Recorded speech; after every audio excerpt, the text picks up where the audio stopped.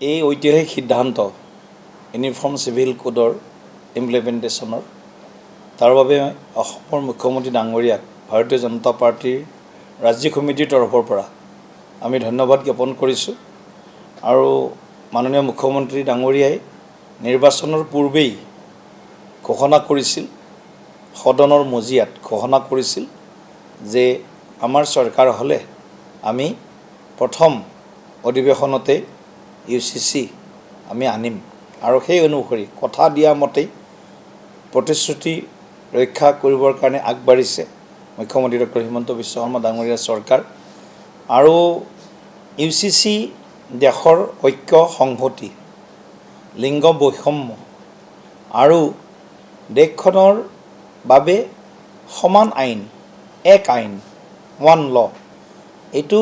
সময়ৰ আহ্বান আৰু সেইকাৰণে এই আইনখনে কাকো ক্ষতি নকৰে কাৰো ওপৰত কোনো উৎপীড়ন বা অত্যাচাৰ নচলায়।